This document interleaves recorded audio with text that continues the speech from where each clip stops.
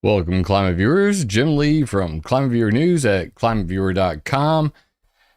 And graphene rain seems to be going around. It's something some people are talking about. And I figured we'd separate some fact from fiction on that.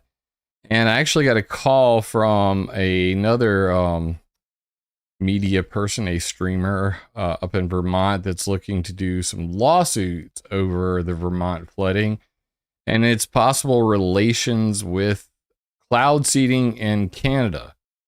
So we're going to get into both of those and, separate some fact from fiction.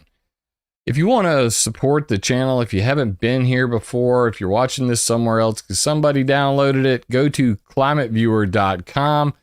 Right there on the page, you can find my YouTube channel, find ways to support the channel. And there's a brand new way for you to tip, do the live stream, super chats, and it will actually read your comments live. It'll interrupt the show. So whether you want to say something nice or if you simply want to troll me, you can go to Streamlabs. It's in the details. Right there on the page, you can... Ooh. It's right in the details. I'll show it to you real quick. Right here in the details, you can actually see, let me go past this. At the very top, it says streamlabs.com. If you click on that, it'll take you to this page.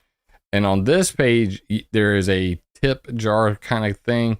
And whatever message you type in here, it will read it out loud, and you're not giving YouTube 30% of your tip. So just to throwing that out there, I'll throw it's actually pinned in chat, and we will have that available for now on. No need to sign up, no need to go and have a PayPal or anything like that, and you can still super chat. So give that a try if you like. But let's get into the. Let me close my video before something bad happens, and know that I do have the phone open. The phone lines are open, and we're gonna definitely. Did I save that? Let me see. Yeah, I saved that. All right, so we're gonna start right here. So, of course, the Darth Vader of chemtrails, Dane of Bigington, has put out a video called Graphene Rain. And shout out to Harold Save for bringing this to my attention. I'm just going to read to you what Harold said about it because it's kind of funny. Graphene Rain, anonymous scientist sounds alarm, Dane Wigington. And this is his take on it, not my take, but I think it's pretty accurate. Sensational chat, but I hear no evidence of graphene except for vague references by Joe to an alleged scientific paper. It's not going to convince those who require hard evidence. Where are the lab results from this whistleblower? Dane claims he talked to Governor Newsom and his aide personally. Do you believe that? Dane keeps talking about the rising heat, but ignores the sun, just like the Agenda 2030 crowd. I think he really outed himself in this video. Ooh, kitty got some claws. So yeah, why don't we give a little listen to that, and we'll just see what old Danny Pooh has to say about graphene rain and his whistleblower.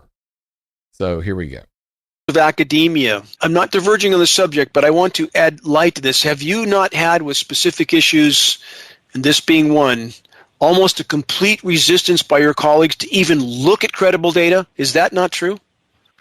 Oh, yeah, that's totally true, Dan, and I'm glad you brought... Geoengineeringwatch.org is working directly with a globally recognized environmental agricultural testing institution that we are keeping anonymous for the time being.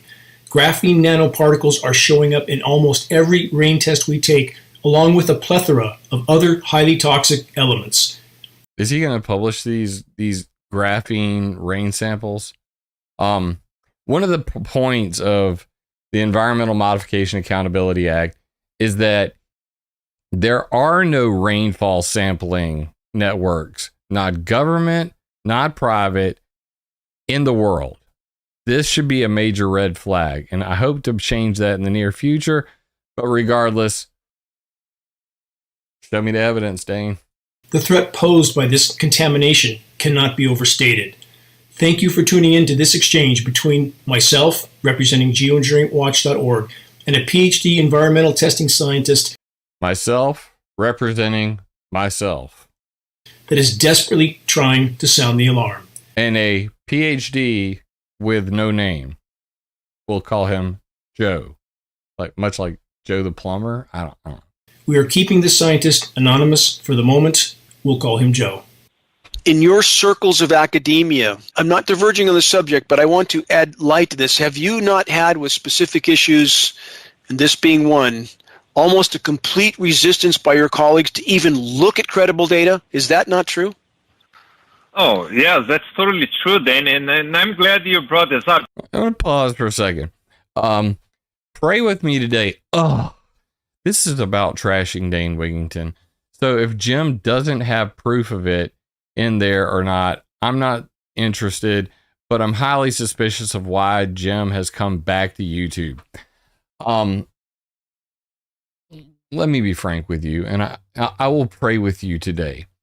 I pray that you have the wherewithal to give truth a chance and not think that this is some sort of, nefarious plot to pee on Dane Wigington, to poop in his cereal. Because whether you like it or not, I have not come back to YouTube. I've always been here. I've been here since 2010. I'm not going anywhere. I do this literally as much as I can, and it ain't very much. And I hope to be able to do it even more. So I do this because I love what I do. I'm good at what I do, and I don't bullshit people. Okay? So if anybody is bullshitting anybody, it's Joe the plumber and Dane the dumb. I'm not gonna say it. The dingleberry. And that's we're gonna react to it, and then I'm gonna show you the facts because I actually bring the receipts. Linda Zhao, United Arab Emirates Rainfall Enhancement Program. Her specifically talking about using graphene and silicon dioxide, titanium dioxide, manufactured nanoparticles for rainfall enhancement programs. Cloud seeding, bitches. I talked about this in the last Sunday chat. I made a speculation based on a patent that because it was the Khalifa University, it more than likely, and I'll just give you a little sneak preview because I'm not bullshitting here, that it probably 3D reduced graphene oxide, silicon dioxide, composite for ice nucleation. I saw Linda Zhao on here and it said Khalifa University of Science. And I said, oh, that's in the United Arab Emirates. Oh, that's probably part of the UAE Rainfall Enhancement Program. Well, guess what? I found this. And what do you know? Not that. Scroll top. There she is.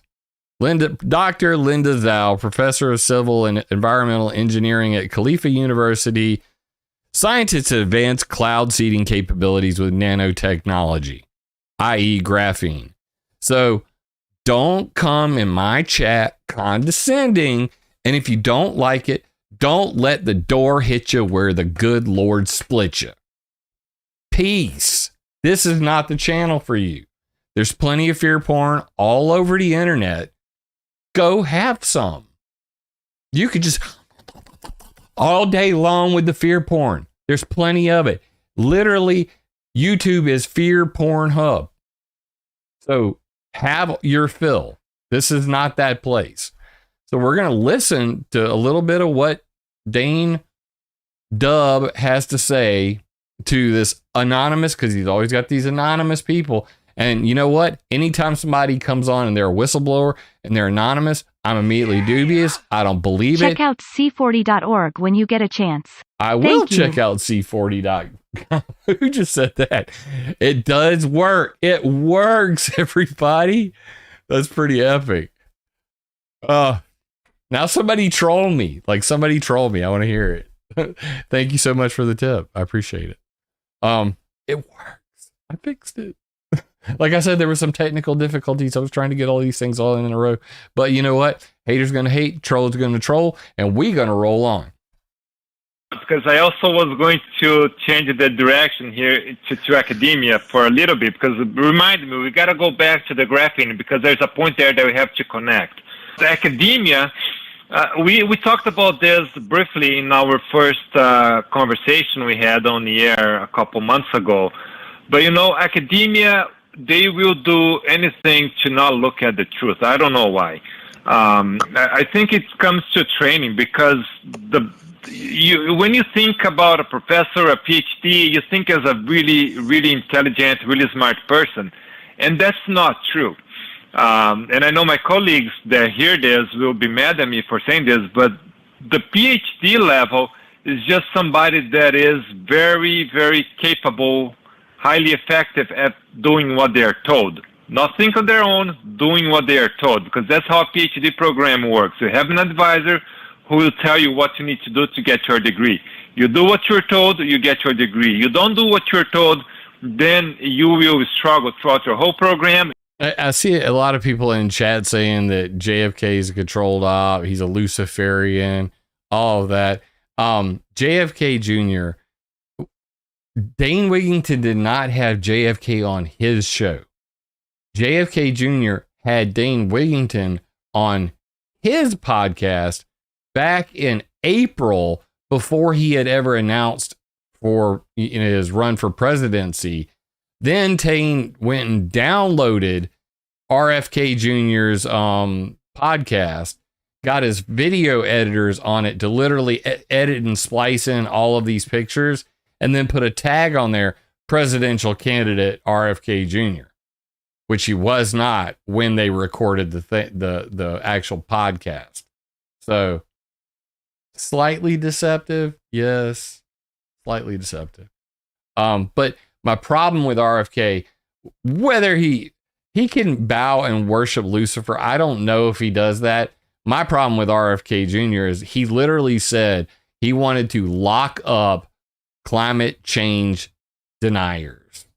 Lock them up. Well, Dane Wigington certainly isn't one of those, because Dane Wigington believes global warming is real and has said so all of his entire career on YouTube, on his web pages. And I'll leave it at that. There's much more dirt I could get into, but I'm not going to. You might not get your degree. This isn't about bashing Dane. This is about what kind of actual evidence is in this. This is 37 minutes long. I'm not watching this whole damn thing. Sorry. We got too much to talk about. I get it. It depends on what you're really fighting against.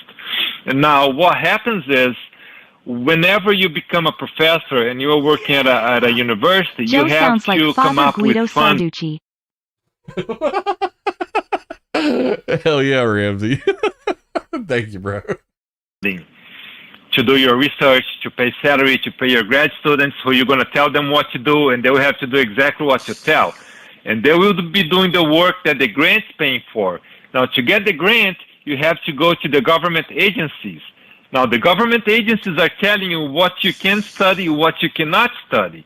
And it links back to what we just talked about, how EPA is hiding what they don't want us to see, and they're only evaluating what they know is not going to show any issue. And it's the same with research. We cannot do the research that we wanted to. Back in the 80s, 70s, 80s, the researchers, they had much more freedom. They were giving money from the government to do whatever they wanted to do. And I think that's why you have people that developed the GMO crops that today are killing us, developed all those pesticides that we are using, developed some good things too. But the majority is there was free money and they could do whatever they wanted to do. Unfortunately, most of their work has been done for bad This and not is a for the test benefit of donation for society. $39. And that's how it is today. They shut off all their free money. Now you can only get money to do what the government's telling you can do. So you can no longer go against the government, because once you try to do that, your funding is cut off, and then you don't make tenure, and you become what happened to many other faculty. Okay, I'm agreeing with most of what he's saying right now about, yeah, the whole academic community is pay for play. I mean, they've got to go out there, they've got to go out and beg for their grant money. Otherwise, they can't do their work. They get paid, and they get the money to buy the equipment, the lab time, and all that sort of stuff. But yeah, I mean, say something of value or I'm going to turn it, because I'm really getting bored really quickly. Colleagues that try to expose an issue that the government doesn't want exposed, they end up fired, they end up having their name. You really become, an exile. So you are not really part of the community anymore, because you went against the whatever the government wanted you to do. Does that make sense? It does, but to clarify this, that the entire so-called science system, with few exceptions, has in many ways become a malignant cancer. And we're trained from birth to blindly believe the so-called experts in every arena. Don't question the experts. That's what we're taught. And yet the experts are simply doing what they're told by their paymasters. And that's the core of this malignant cancer, the money printers. Many people ask, well, who's paying for this? And people who ask that question don't typically know how the entire monetary system works. We have private central bankers printing whatever they want out of thin air, and that controls everything. What most don't know about the monetary system is that we have private central bankers that run it all. They run the matrix. And because these private central bankers can print whatever they want for whatever they want, they own militaries, thus they own countries. So we don't have countries with governments. We have governments that own countries. Indeed, above that, the private bankers who own the governments who own the countries. That's how the system works. It's like, oh, it's nauseating. I mean, like, keep just telling us stuff that we already know. I mean, we're 5 minutes into this and they haven't said a damn thing that tells me anything about, I mean, it's literally the same script every day. This is why, like, I can't listen to, like, Sean Hannity or something like that. I mean, literally, if you watch if you listen to one Sean Hannity show, so he's on Fox News in case you don't know. If you listen to one Sean Hannity show a month, you're going to hear everything he's going to say for the entire month. If I sold out to the government for a contract, I would not be here right now. Let's be real. I'm just saying, like, I got enough going on in my life. I got bills piled up just like all of y'all. Yeah, I would not be here. I would be on a beach in Hawaii. Please. That's what most people don't know.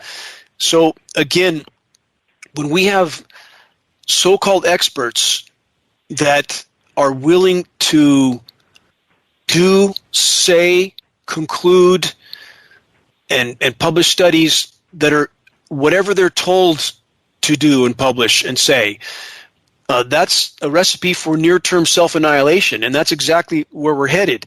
And if we're headed for self-term annihilation. I mean, I don't even know what that really means, but damn, so grim. Look back at the examples. I'm gonna, just so you know, for certain, I want you to Dane Wigington's voice sounds like he cries after sex. B. Baker said that. I didn't say that, bro. But I want to say that I promise you, I'm going to end with the most positive note possible. Brand new breaking science that proves something I've been saying for the better part of a decade. The Earth can heal itself. And now They just discovered a scientific way that it does that. We just got to stop screwing it up.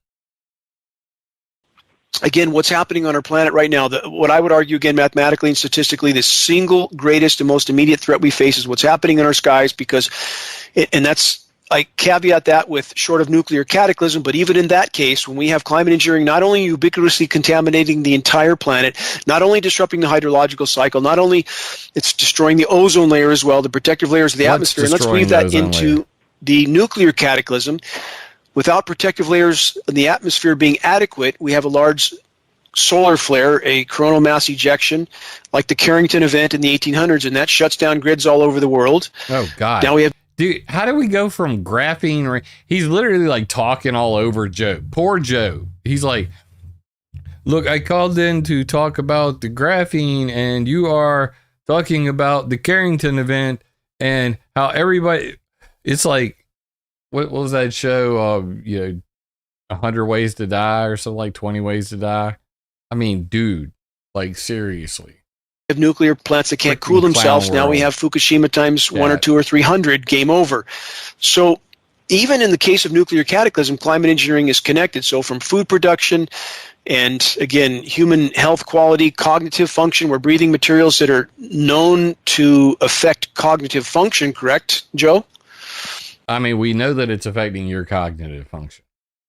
That's correct. Yes. In the case of aluminum, yes, go ahead. Yeah, and like you said, the academia, I try to bring this issue to academia, some of my colleagues, and they don't talk about it. They don't think it's happening. They don't think anything is being spread. Whenever they see a contrail, they see just as a contrail. They don't think it's a jet spraying. And there's nothing you can do. I try to show them some of your materials, and they don't even want to look. They think it's just a big joke. So it's really sad to see the direction that science has taken when so much good could have been done. And and to one point, then it's amazing to see that we have the capability of controlling the weather on a planet, but we do not have the capability of controlling the weather. Let me be clear on this. The best we could ever hope for is to somewhat control the weather. In fact, I'm going to go to ClimateViewer.com. Just, this dude's got a PhD, all right? I'm just saying. I'm going to go to ClimateViewer.com, bring this up on the desktop real quick, and I'm going to go to, I believe it's under geoengineering. I know it's under weather modification as well. But, does cloud seeding work?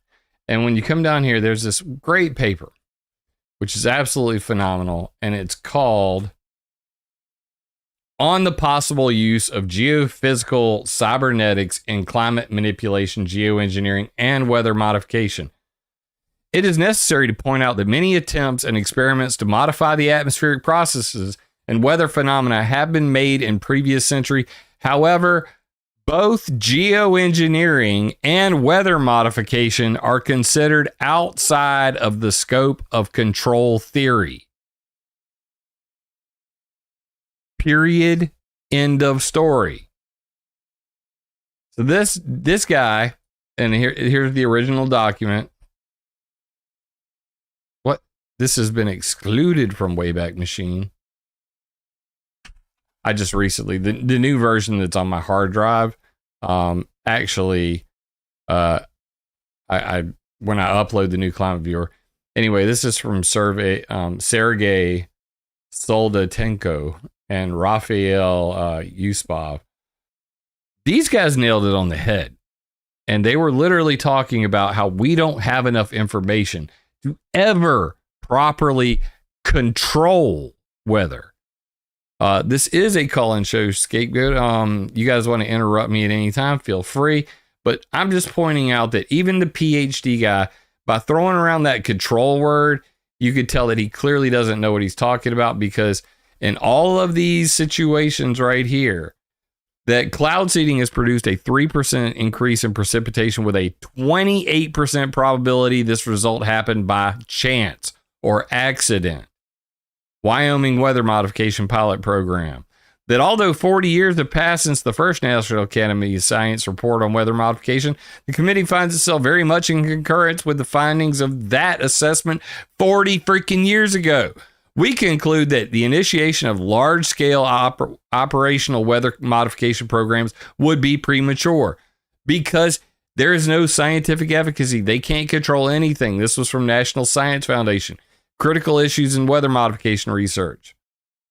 Okay?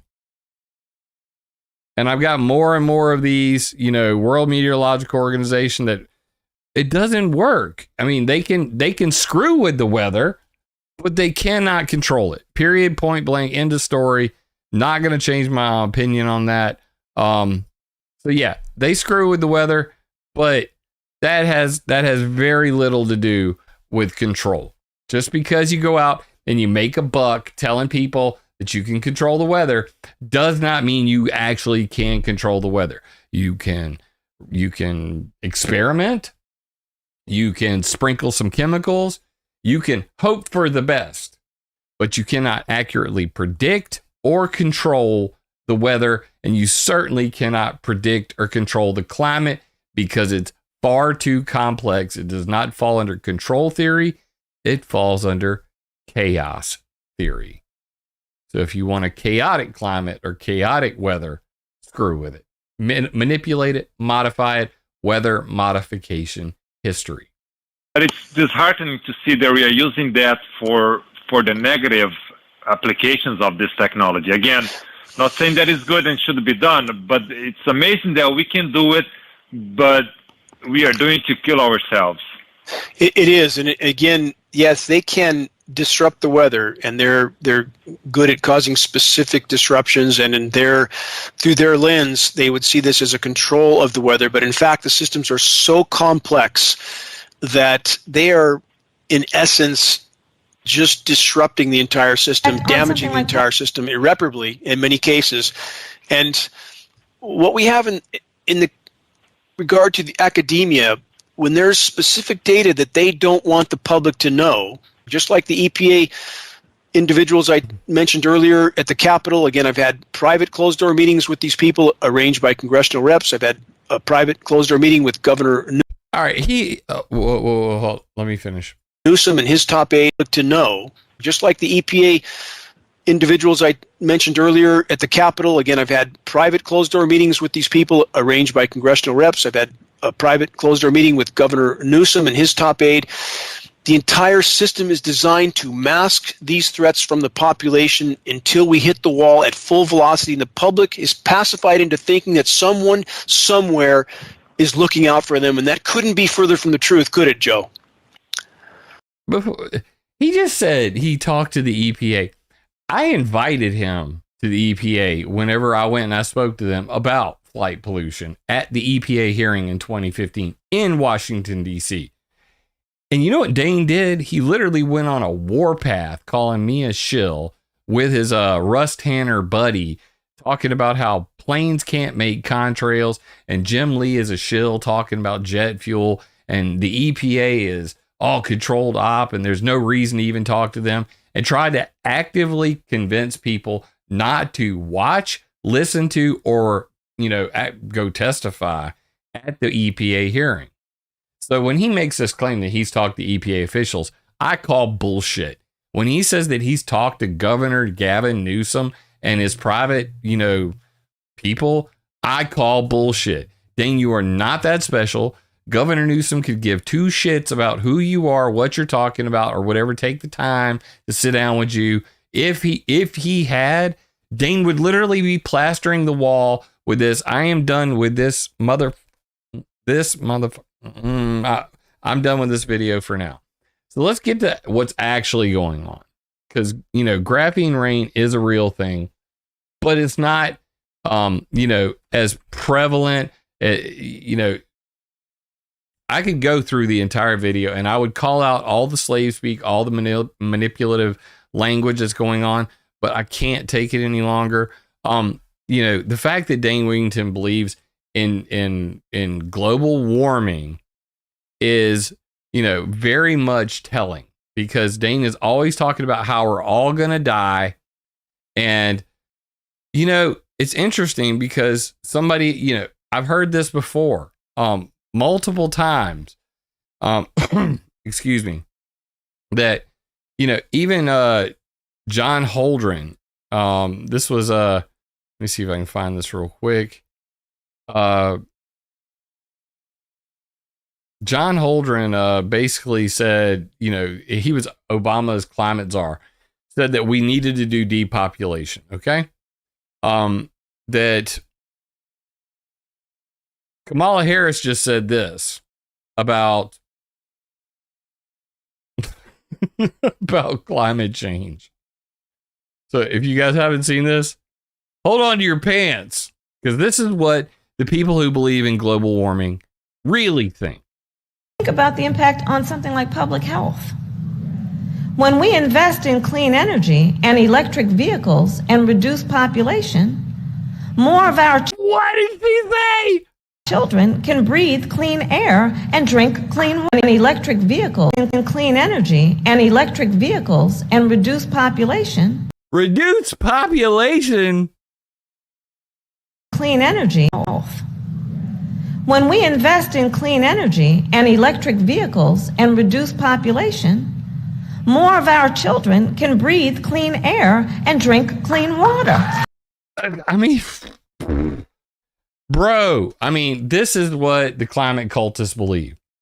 Dane Wigington is a climate cultist, okay?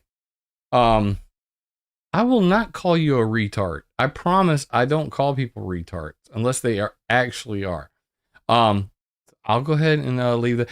Yeah, Kamala Harris literally said, you know, if we invest in green energy and reduce population, and then the White House actually took what she said in the transcript and they X'd out the word population and they put underneath it pollution. She meant to say reduce pollution, but she said the quiet part out loud. Because at the end of the day, the people that are selling you this greenwashing, this geoengineering, reducing population's always been at the top of their list. I mean, it's a known, it is known. Game of Thrones. So I'm going to leave that alone. So let's actually get to you know, what's going on with this patent thing and who's actually behind graphene and weather control. So last call we had, you know, weekend call-in show, it was Khalifa University of Science. I said, well, this is clearly the United Arab Emirates Rainfall Enhancement Program. So then I found this. Scientists advance cloud seeding capabilities with nanotechnology. This is March 28th, 2022.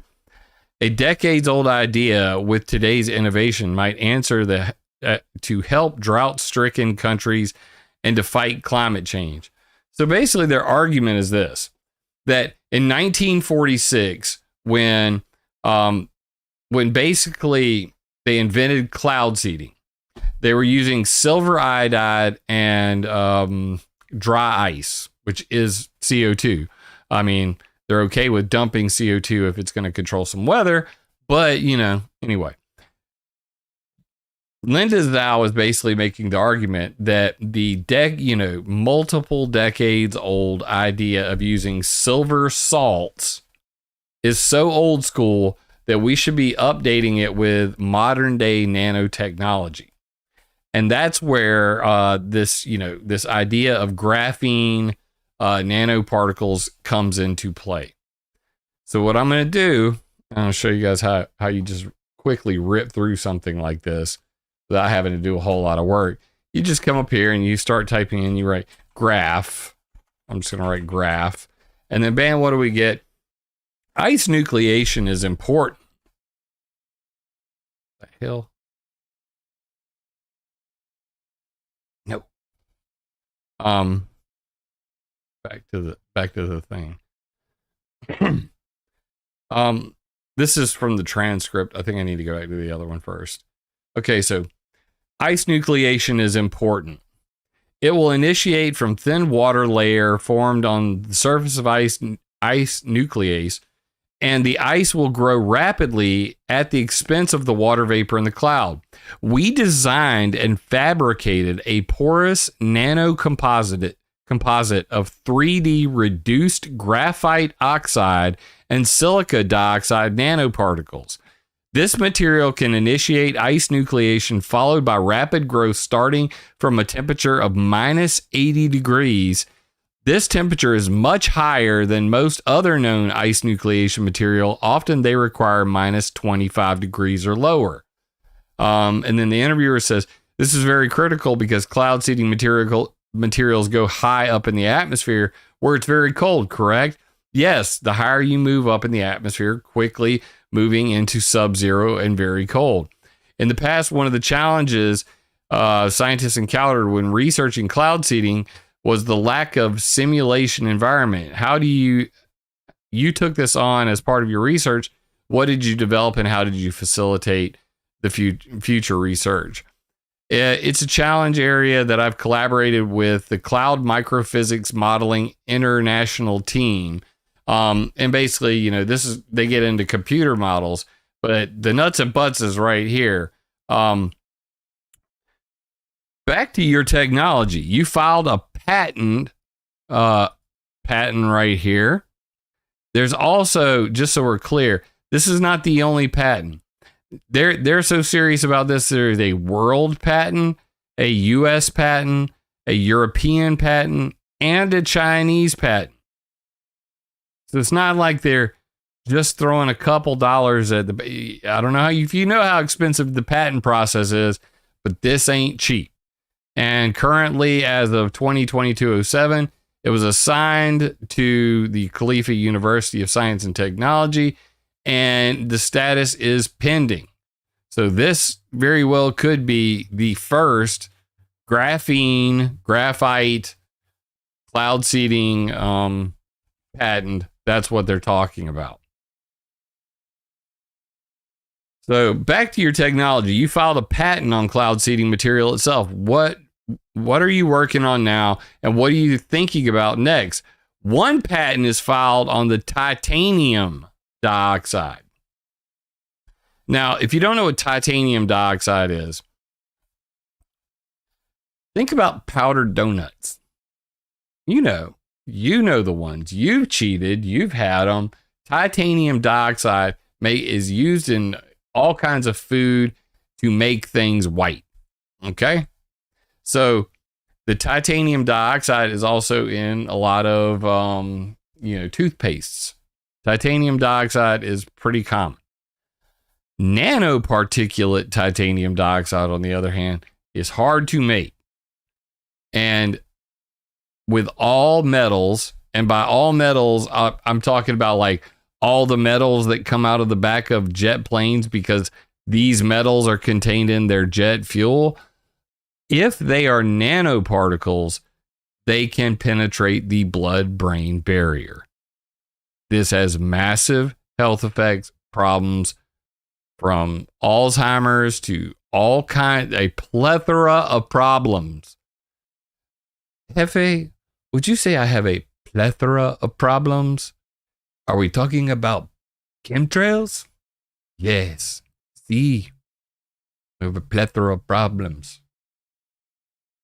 So here you got Dr. Linda Thal not only talking about graphite, she's talking about titanium dioxide, sodium chloride, salt, material for warm cloud seeding, and another patent is filed for porous graphite oxide, silica dioxide, nanocompensated for cold cloud seeding.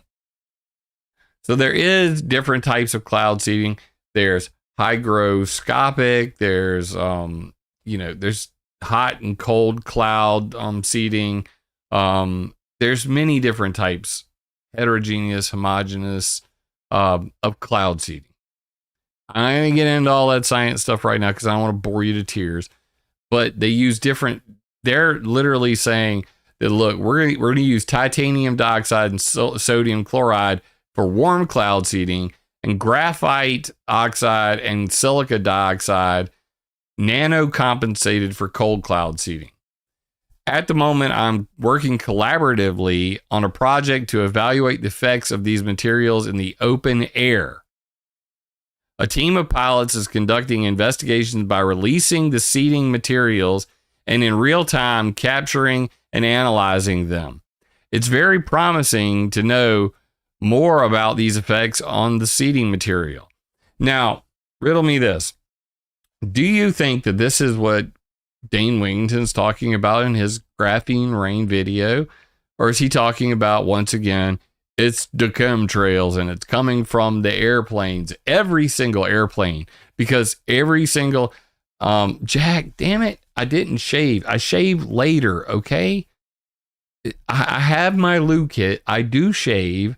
I shave for my job. Jack really wants me. Jack sent me razors, okay? And Jack Walsh in chat right now is once again noticing that I did not shave for the live stream. Jack.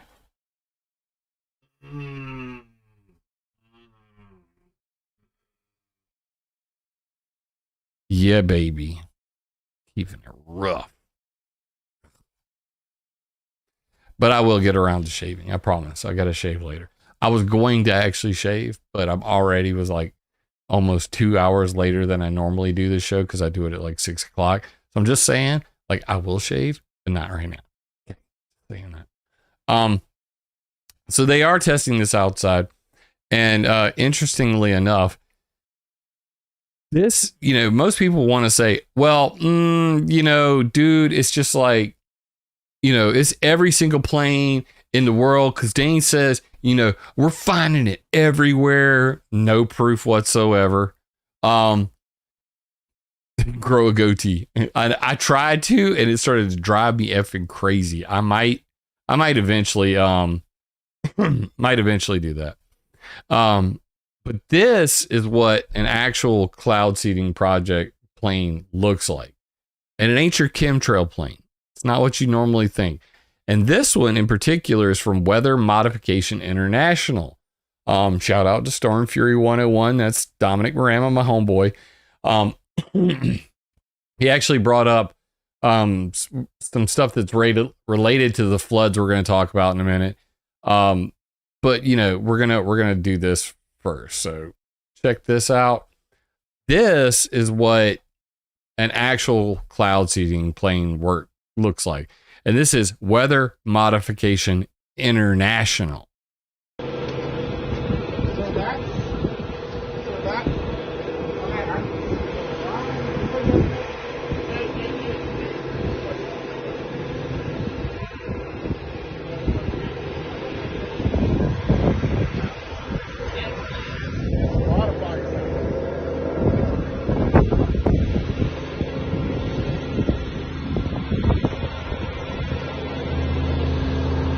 That is the cloud seeding dispenser with sensors on the front.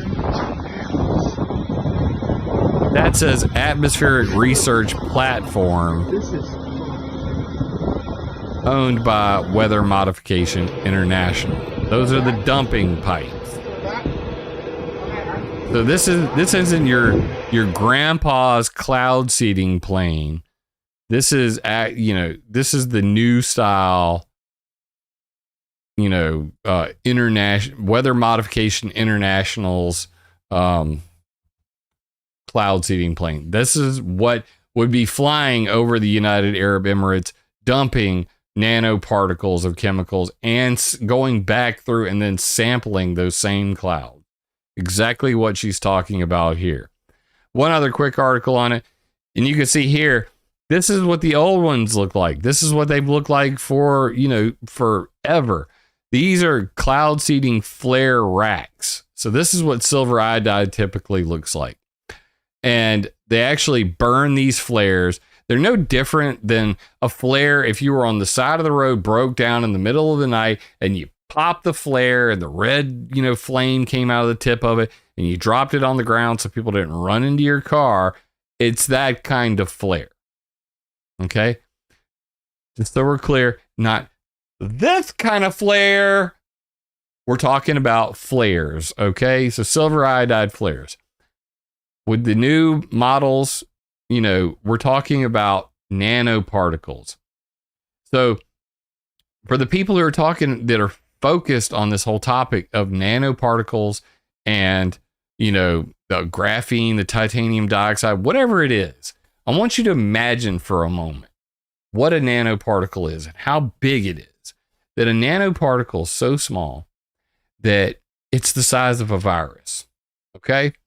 So now we're going to make a whole bunch of this to go cloud seeding. So how long and how hard is it to make one handful of nanoparticles? Think about it.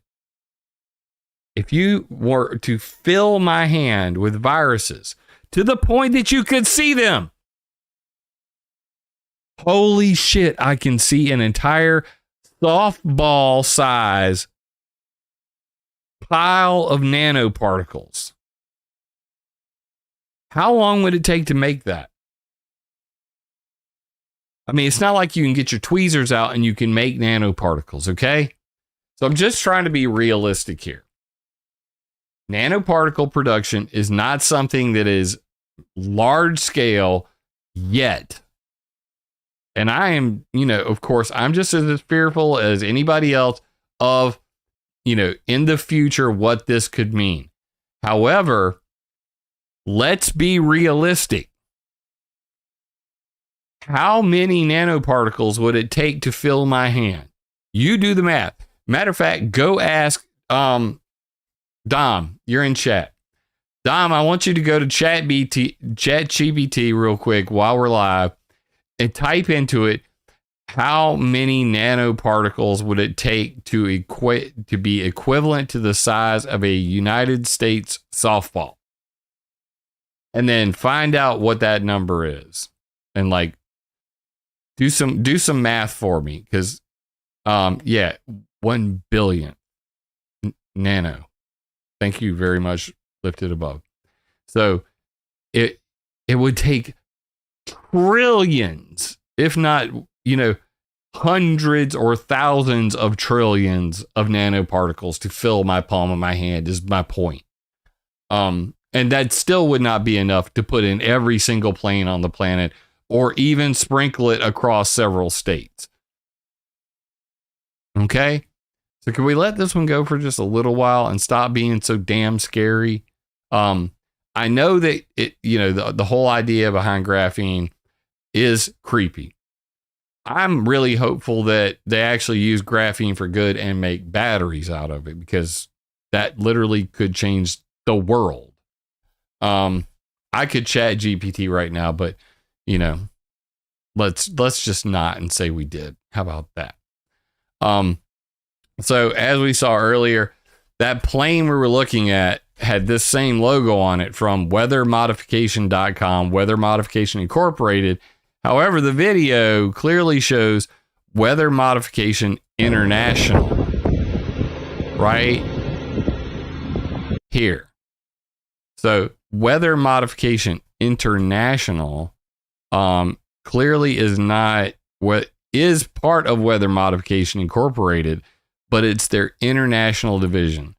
Therefore, it would take roughly 7.829 times 10 to the 26 nanomolecules to be equivalent in volume to a United States softball. Okay, thank you so much. So, for those who are wondering how to read that, 7.829 times 10 to the 26 power means 26 zeros. I wonder, what is that word? So what's the word for 26 zeros? Is there a word for that? I'm just curious. Like, word.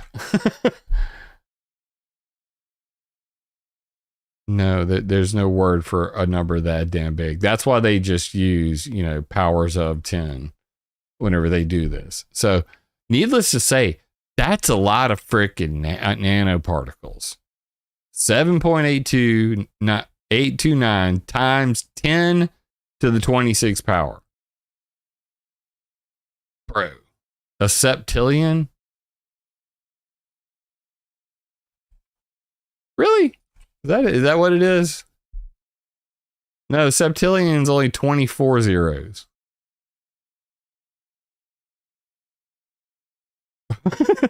Look at this crap. I mean, this is how big the damn number is. Okay? That's a septillion with 24 zeros. And then bro's like, what is this number?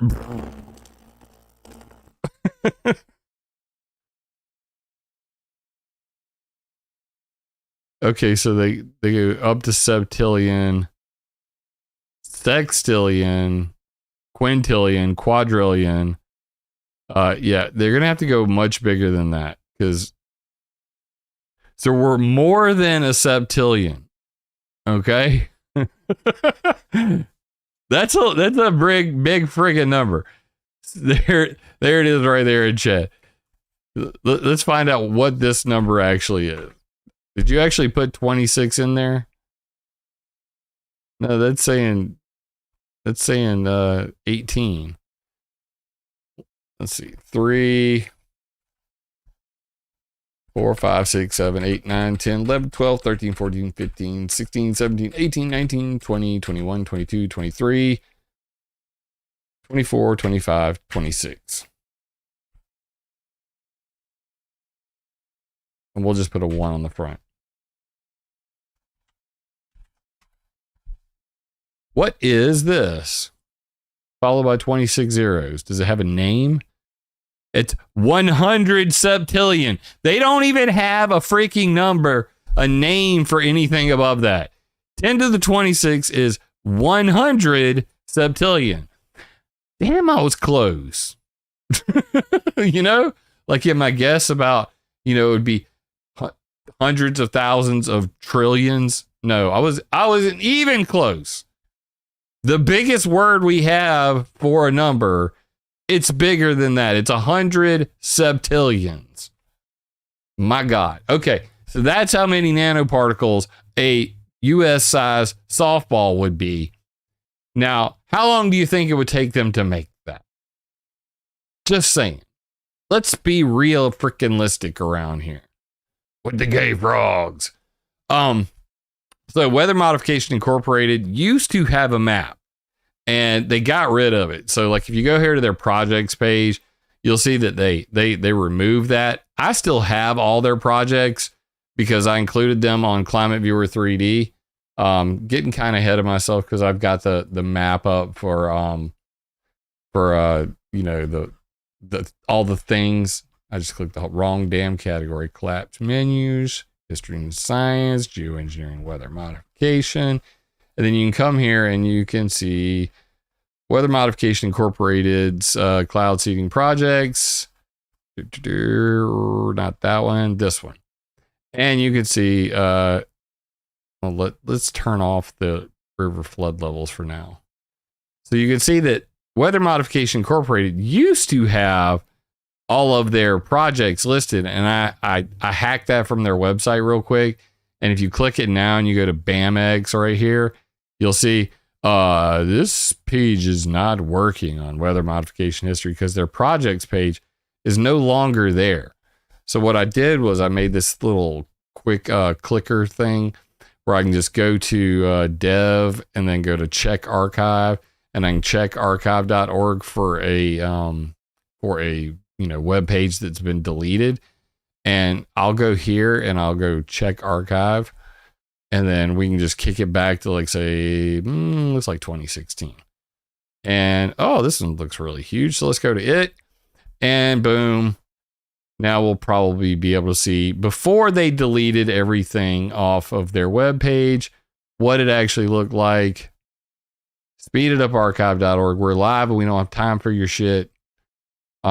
Anyway, so explore the map below, and now you can see that they deleted all of these different projects. But even back then, this is 2016 I'm looking at, UAE Rainfall Enhancement Program. Okay?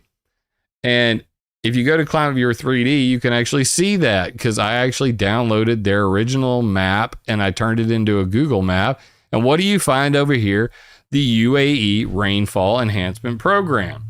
So that's why I'm saying that the video you just saw of the Weather Modification International plane is probably being used with the graphene oxide cloud seeding projects that you're seeing, because that's what they've got right here. UAE Rainfall Enhancement Program, feasibility study for rainfall enhancement, testing some new shit back in 1990 through 93. And then again here, they have 2000, 2002, 2001, and 2002. UAE Rainfall Enhancement and Air Chemistry Studies, DWRS, and UCAR Hygroscopic Cloud Seeding, UAE Rainfall Enhancement Lab. So this has been going on for quite a while. And when you're a oil-rich country who does not have a lot of rain because you live in a freaking desert, yeah, you might want to pay somebody to make it rain. So that's why Linda Zhao is talking about using graphene oxide, graphite and graphene oxide, this this patent for 3D reduced graphene oxide SiO2 composite for ice nucleation, because UAE wants rain, bitches. And no, this is not a worldwide phenomena yet. Which brings us to our next segment. And I will reiterate, you are free to interrupt me at any point during this show. If you have questions, comments, you just want to like heckle me, I can take it. Trust me, I'm a big boy. The phone lines are open. And if you don't call, then I'll be happy about that too, because that means that I'll just go to bed early. But the other thing we were looking at was, so this guy calls me and he's wanting to know about, suing Canada for doing weather modification, and that leading to the floods in Vermont. Okay. So what I normally do is, of course, I was watching this while it was live. I probably should have made a video, but unlike the people who heckled me earlier about being on YouTube so much lately, Lord knows I could do a hell of a lot more than I'm doing now. And I probably will. So if I go over here to ClimateViewer.org, I have this thing called the U.S. River Flood Levels. This is a live map and shows in real time every river in America and the U.S. river gauges for them. So like right here where you see red, if you click red, it's going to say New Jersey. Latest observation value 12. Here, I'll make it big for you guys to be able to read. Latest observation value 12.35 feet. Flood stage is at 10 feet. Moderate flood stage is at 12 feet. And major flood stage is at 15 feet. So currently 12.35 feet is above 12 feet. So it is in a moderate flood stage. And the reason this is live is because it says UTC observational time 2023-07-16, which is today. And it was done at this time, 23:45. So these are all real-time flood stage monitors. So I come up here to Vermont and I look, I was looking at it during the floods. And right now, currently, the only one I see even close to flood stage right now is right up here. And it's saying flood stage at 6.5 feet. It's currently at 7.4. This is Otter Creek at Middlebury in Burlington, Vermont. And I think you had one more over here. And this is the Wasner River at Davisville. It is currently at 8 feet. And the 8.09 feet, and the flood stage is 8 feet. So needless to say, the flooding, has calmed down quite a bit. But I wanted to look into what role could cloud seeding in Canada have contributed to the flooding that happened in Vermont. So, of course, we have to go back in time to do that. And I also heckled Dominic real quick, and I was like, yo, bro, you in Canada, find me something on Canada. Because the problem with Canada is they're not very forthcoming with their weather modification reports. In the United States of America, we have the Weather Modification Reporting Act of 1972. So we can find weather modification reports. Some of them are rather funny. But however, they're still not real time. And that's the number one problem. That's the point I'm trying to make with the Environmental Modification Accountability Act, that we should know beforehand if somebody's going to try to modify the weather. That way, when floods like this occur, there's no doubt, there's no speculation, and you can be held to account in a court of law for any damages. And that means if you're using any of these 10 technologies to control the weather, not just cloud seeding, any of the above, if you're using them and you break it, you buy. So you're gonna have to pay the piper in a court of law. That being said, I got some stuff here. We've been cloud seeding for decades, but now we finally know it works. No, you don't. But anyway, this talks about the Snowy Idaho experiment, Snowy project in Western Idaho, and all this stuff. They still don't know if it works or not. But, if you want to find out for certain, you're going to have to go to the Weather Modification Information Act of 1985, RSC 1985 CW5. Links are already in the details, so you can actually click this law yourself. Because the people up there were wanting to do a lawsuit against Canada.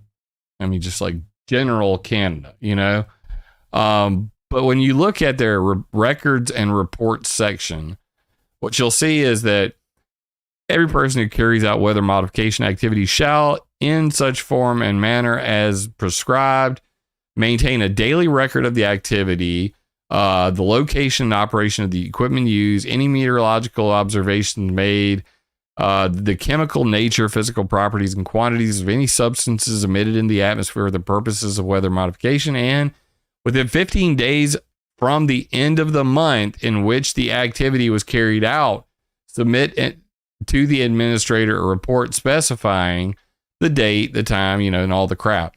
Now, here's the problem. The flooding happened on the 9th and the 10th. And it says by the 15th of the month, you need to tell the Canadian government that you were cloud seeding. If you actually did cloud seed on the 9th, before, the 8th, 9th, and 10th, and you flooded Vermont and did all that damage, and you had to turn in your homework sheet to the Canadian government by the 15th, would you fill that paper out? Are you stupid? No, nobody would turn that paper in. That's why there's no transparency. That's why there's no accountability. However, availability of records. Any person who has custody of a record referred to in the paragraph 1A shall, at such reasonable times as may be specified by the administrator or authorized representative of the administrator, make that record available for inspection by the administrator or the representative. Disclosure. Any information obtained by the administrator or authorized representative of the administrator. I hate law the way it's just written. Oh my God. Pursuant to this act may be made public or made available on request to any member of the public. 1970, 71, 72, C59, S5 of the Weather Modification Information Act of Canada. So, if you want to know for certain, if you're up in Vermont and you're looking to sue, you can file something similar to a Freedom of Information Act request down here in America.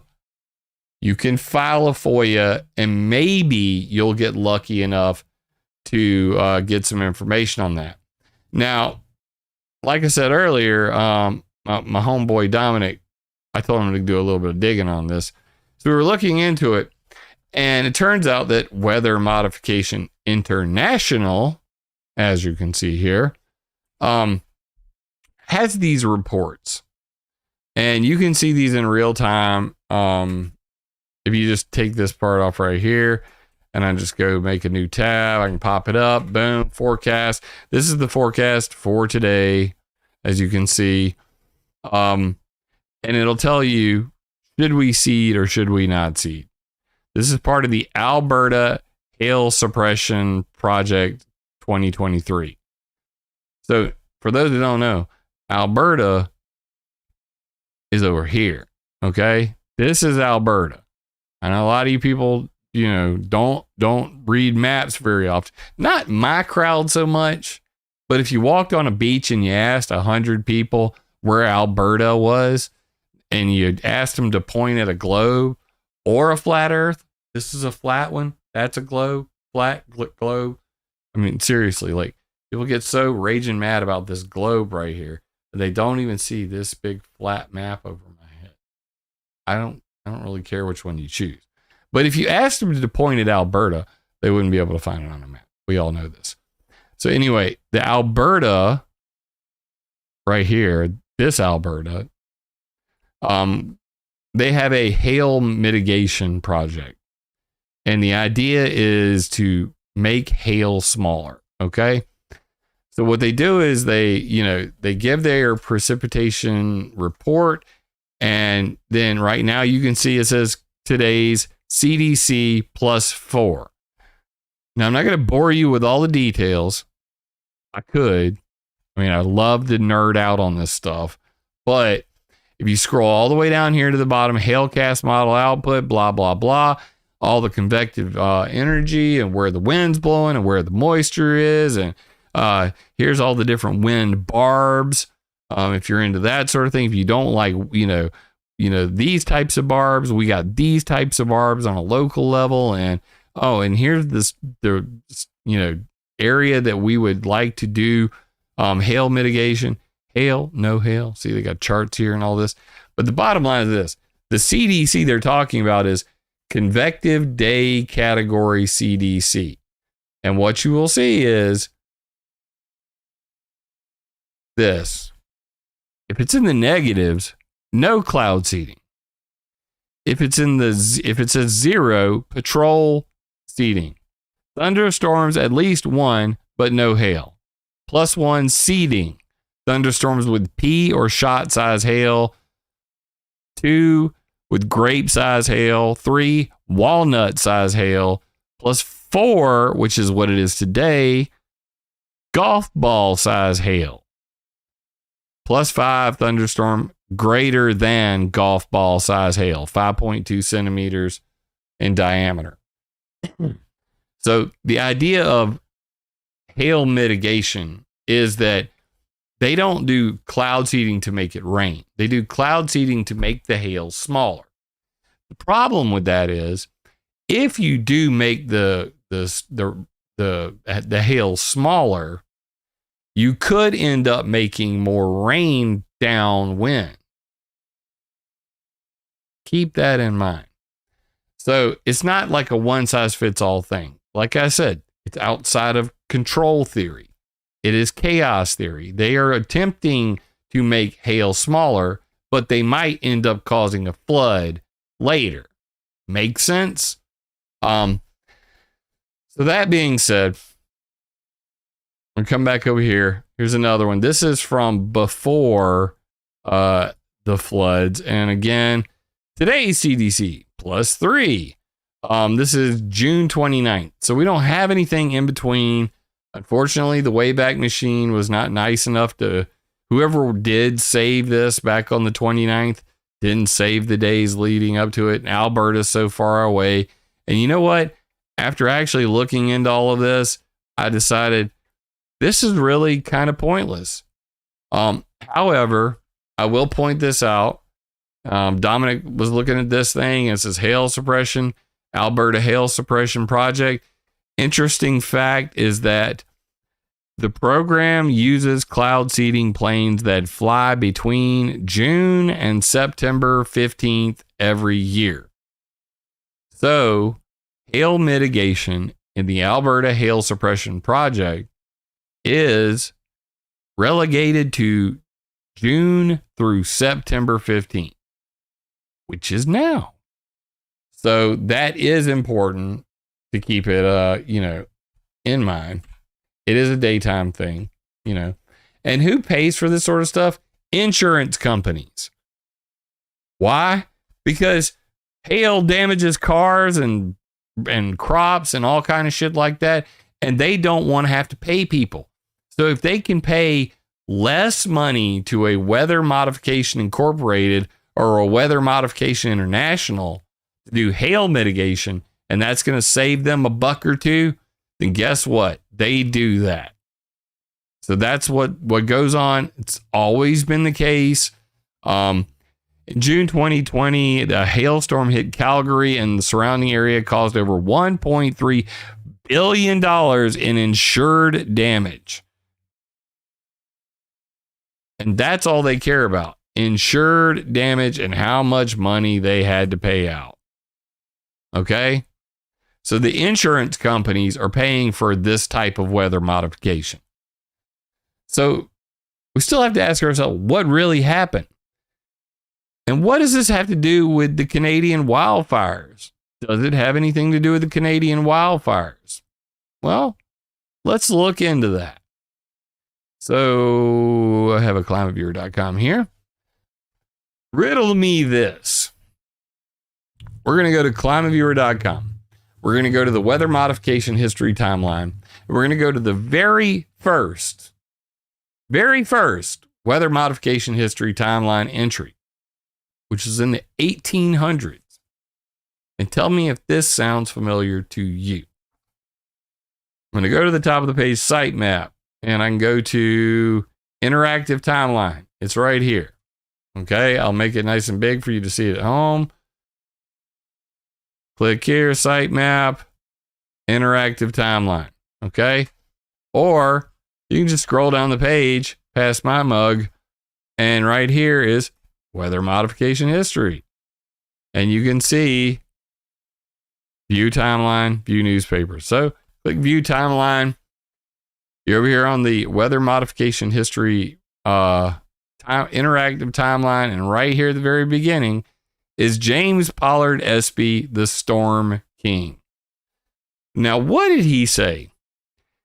His theory, nice and big for you guys at home, his theory that storms could be produced by large fires making local disturbances in the equilibrium of temperature, whence following ascending currents, cloud, and rain.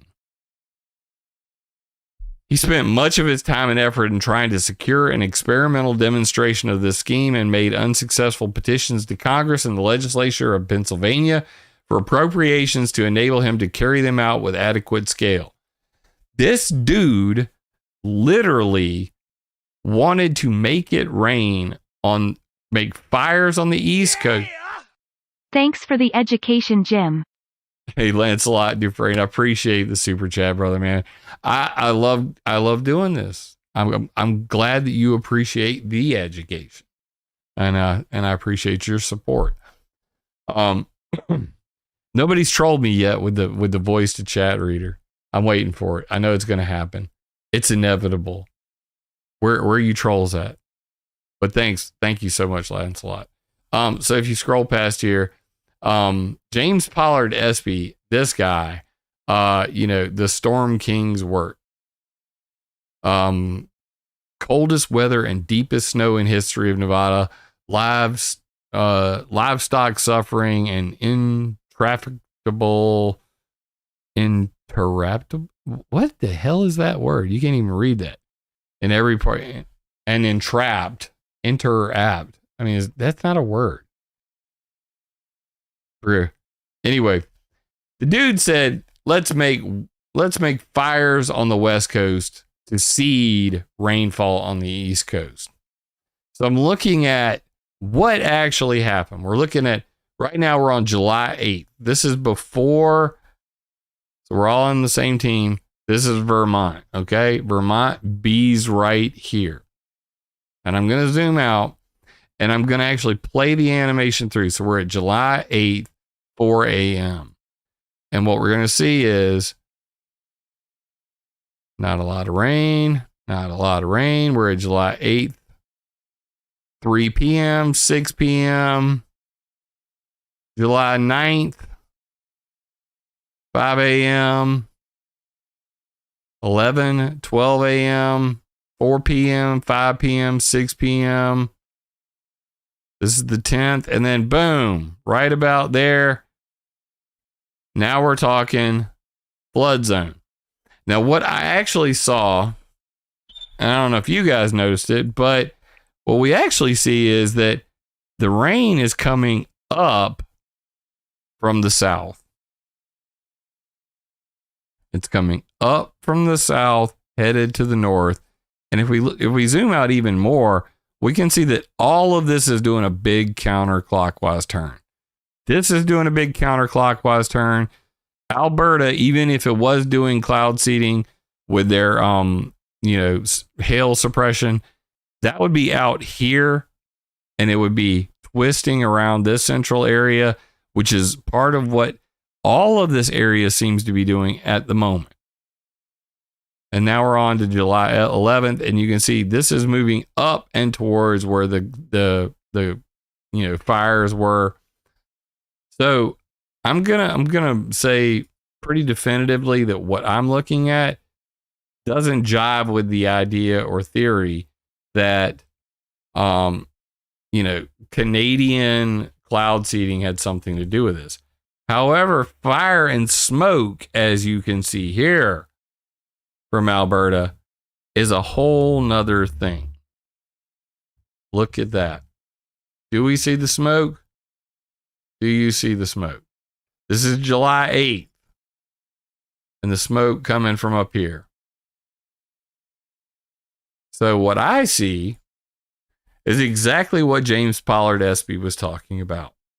That smoke equal rain. So we're going to play it through the night. Along comes the day, and we're at the 9th at 10 a.m. We still have the smoke pouring in, meeting all of this water vapor, which is coming in from here, pushing its way up. You see this entire storm front getting pushed out, high pressure right there, followed by the storm activity. This is the 10th.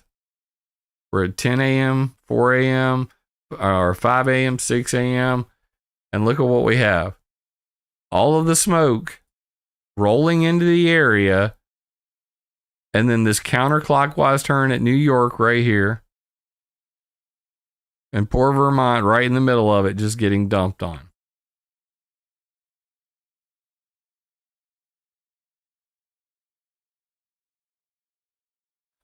So, monstrous water vapage, as Scott put it, mixed with lots of cloud seeds from smoke. Smoke is equal soot, equal excellent cloud condensation nuclei. I'm going to say it is much more highly likely that smoke from fires in Alberta that were circling around this monstrous area in the middle have more to do with the flooding in Vermont than active cloud seeding projects. Now, simultaneously, we do know that Alberta does have the hail suppression program, which means that, yes, it's going to come through Alberta. Yes, cloud seeding material is in there. Yes, fires are also occurring. So all of the above is happening. The problem with that is you can't say for certain that cloud seeding was to blame for the floods. You got massive forest fire smoke. You do have weather modification activity in the area.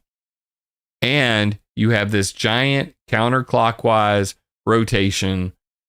You just have to look with your eyes and look at it. Now, is it popular for me to say this? No. Could I be scary as hell like Dane Wigington and be like, let me try my best Alex Jones / Dane Wigington.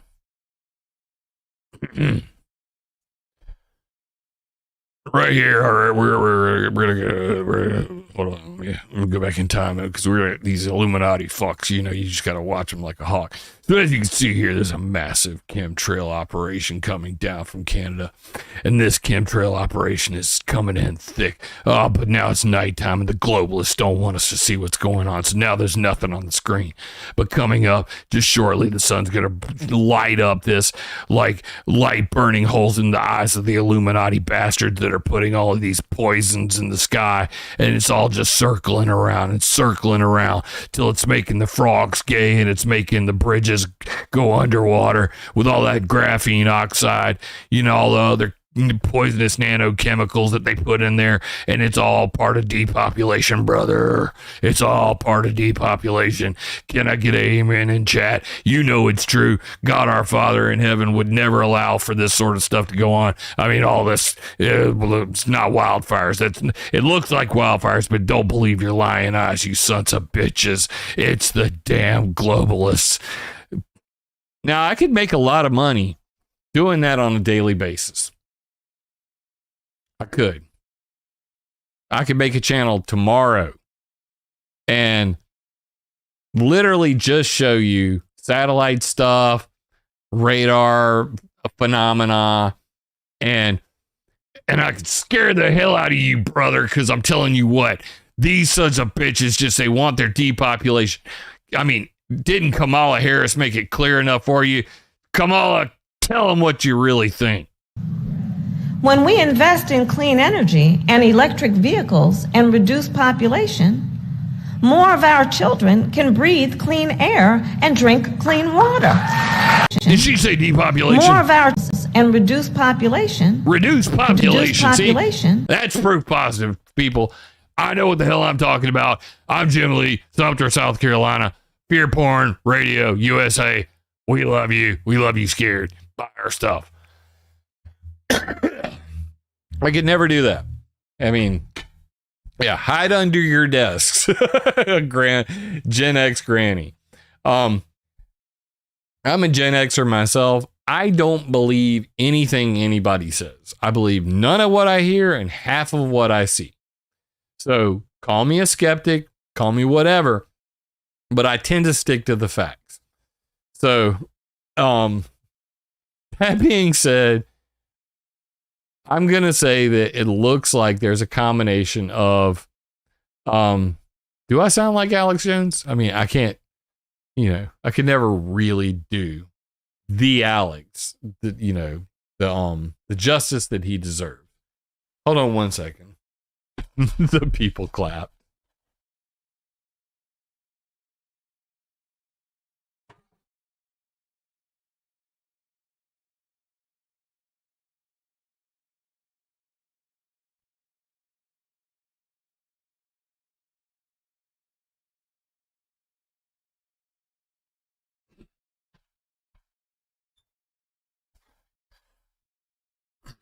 Because what's really going on, people, is that the globalists, with their nuclear agenda of killing everybody on the planet, that's what this is about. This is about graphene oxide. You're all welcome to Nuketown, boys, in 2025, owning the weather. You know all the things, and that's what's going on. And I promise you that's what the future holds for all of you.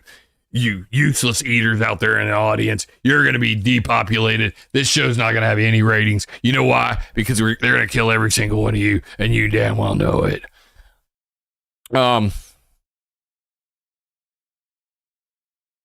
But that's not what I do it's not what I do. I mean, it's just not what I do. And you guys know that. Yes, that was my best Bill Hicks impression ever.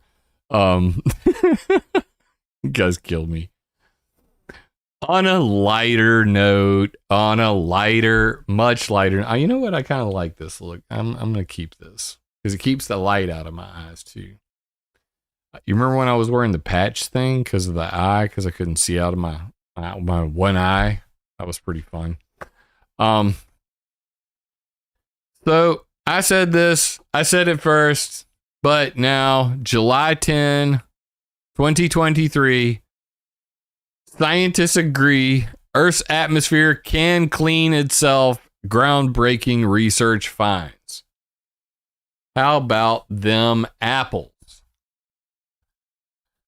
So, unlike, the fear porn monsters out there that would like to tell you that we're all going to hell because, we've destroyed the atmosphere beyond any kind of saving, scientists have made a groundbreaking discovery that can change the way we think about air pollution. Researchers at the University of California, Irvine, have found that strong electric field between airborne water droplets and surrounding air can create a molecule called hydroxide, OH, by a previously unknown mechanism. This molecule is crucial in helping clear the air of pollutants, including greenhouse gases and other chemicals. GTFO. Oh my God. Stop, chat. Stop with it. No more Alex talk. The discovery is outlined in the new paper published by the Proceedings of the National Academy of Sciences, which suggests that the traditional thinking around the formation of OH in the atmosphere is incomplete. Until now, it was thought that sunlight was the primary driver of OH formation, hydroxide. But this new research shows that hydroxide can be created spontaneously by the special conditions on the surface of water droplets. Quote, you need to know the hydroxide dioxide. You need hydroxide to oxidize hydrocarbons. I mean, it's just duh. Otherwise, they would build up in the atmosphere indefinitely, said Sergei Nezkorodov, a University of California, Irvine professor with his Illuminati PhD in chemistry, who is part of the research team. So, beautiful message here. These same scientists that think they got it all figured out, they always think they got it all figured out when they make their climate models and all that, just discovered that hydroxide can be spontaneously formed on the outside of droplets of rain, and that removes pollution from the air, and not just pollution, including greenhouse gases.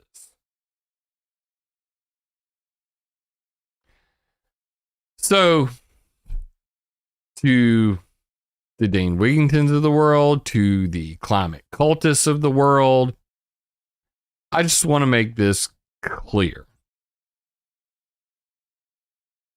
If you leave nature alone, it'll fix itself.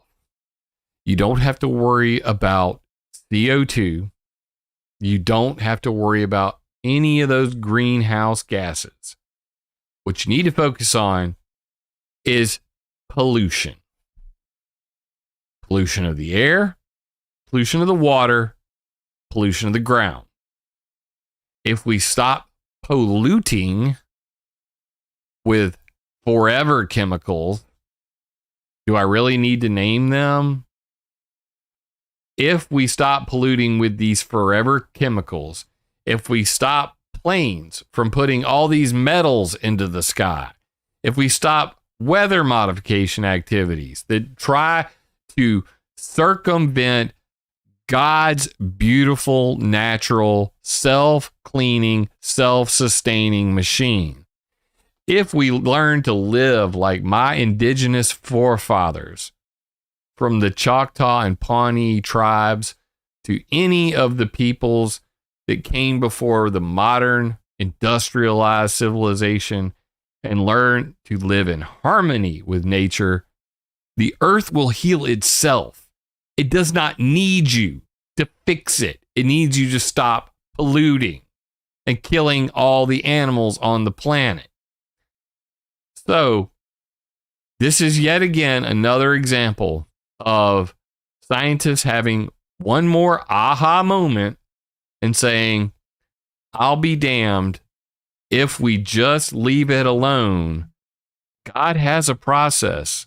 It has been around for thousands and thousands and hundreds of thousands of years.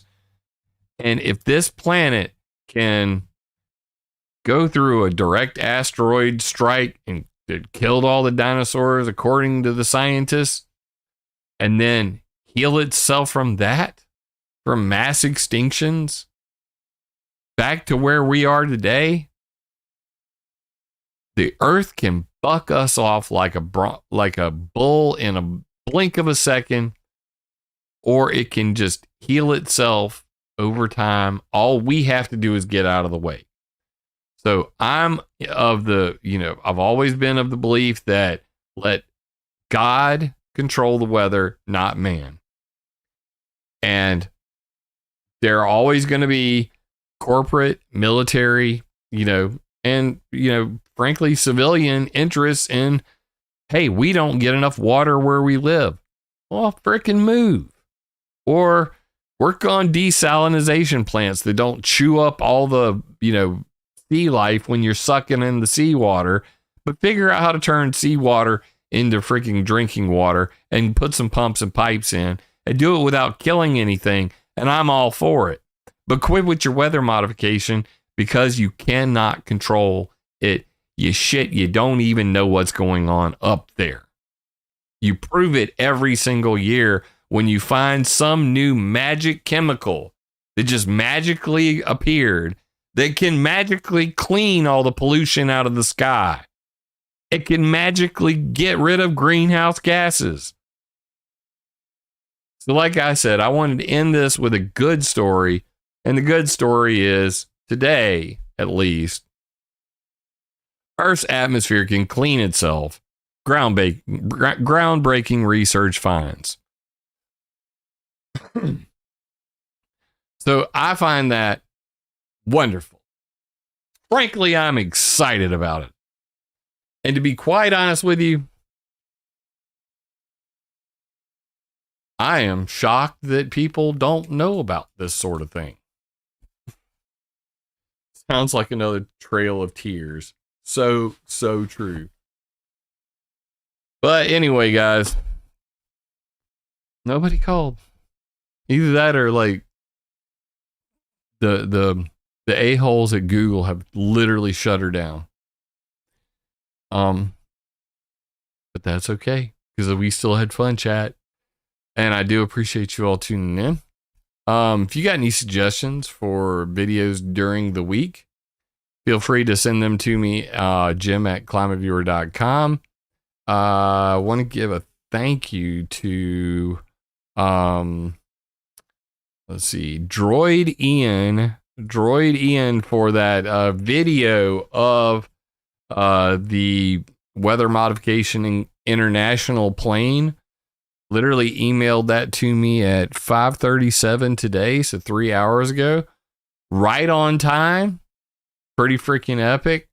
Appreciate you sending that over.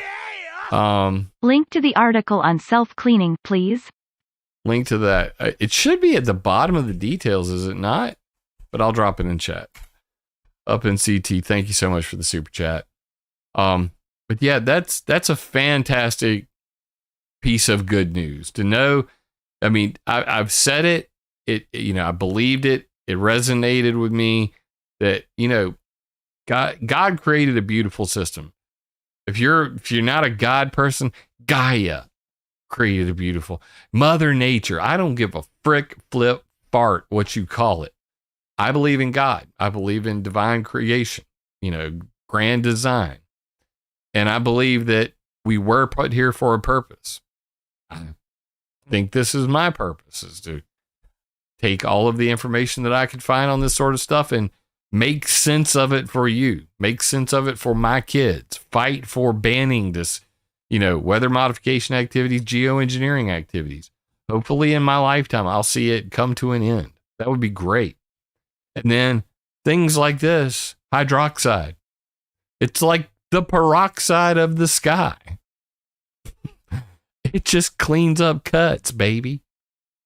That's great news. So hopefully that will, that will help out in the future when they go to do their computer models. They'll put that in there. Thank you to William Ramsey for the PayPal. I greatly appreciate that. Little side note, I'm just checking the emails. But you guys know that, like, I constantly get, emails from people who are like, like Harold said about the Dane video. I don't watch his stuff, I don't watch anybody's stuff. I literally work, I work 40 hours a week, but I drive 2 hours a week. It's an hour there, an hour back. So 50 hours of the week, I'm gone to work. And then I come home and I try to get, push forward stuff. Right now, I've got the ClimateViewer news. So it's climateviewer.com and weathermodificationhistory.com. They are combined. They are adjoined at the hip. So now I'm down to just 2 websites instead of 3. And I do want to get ClimateViewer 3D up to date to where those maps are updated. I'm updating the timeline. I've got a bunch of entries to put in there. So there's always work to be done behind the scenes. It isn't so sexy. I could sit here and work on my website and just live stream it. I've watched some of the fuckery that goes around on like Twitch and Kick. And I'm like, how do these people make money?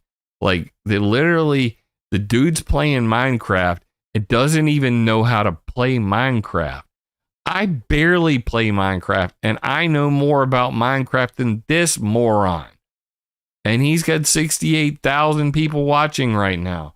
But, we all know, if you're talking about the truth, if you're talking about things that obviously the Matrix, the powers that be, the deep state, the New World Order, the technocrats, whatever you want to call them, the Silicon Mafia, if they don't want the information getting out there, they're really good at, making sure it doesn't. So it's incumbent on people like you to share in weird and odd ways, in secret, deceptive ways, so that the algorithms, just can't really keep up with you. But yeah, it is depressing at times. 68,000 bots watching him. True.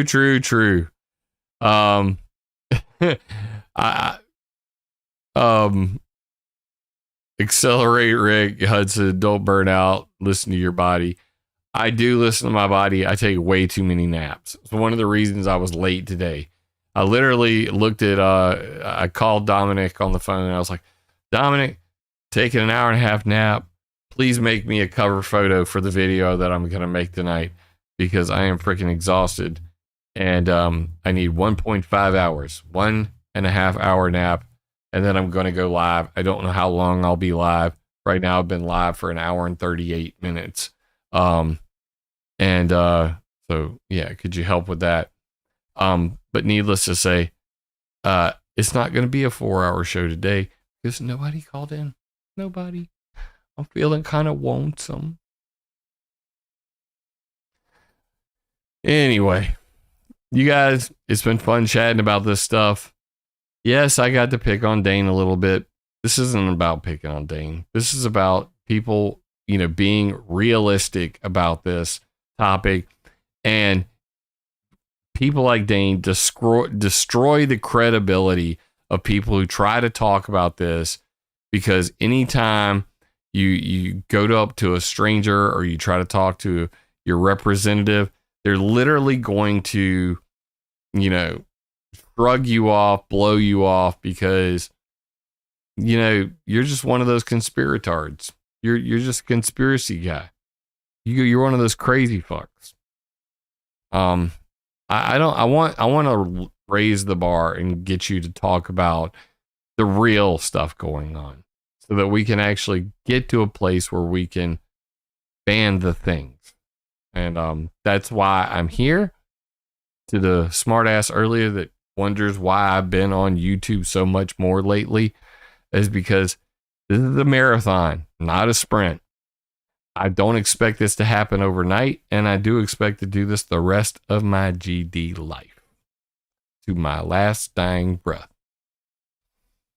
And you know what?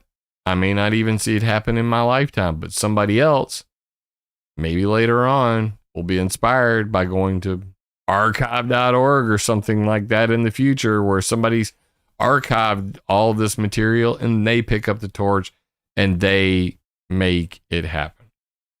That's the way the world changes, slowly. And you guys are part of that change, so never doubt that a small group of dedicated individuals can change the world. In fact, they're the only thing that ever did. And with information comes power. With power comes great responsibility. So please use the information that I provided you today to attack ideas, not people. Love you, mean it. If video resonates with you, leave me a comment because I love hearing from y'all. First time here, be sure to subscribe and click the bell. Yeah! Remember, it would be impossible for me to do this without your support, so please join my Patreon or buy me a coffee on PayPal. And always, attack ideas, not people.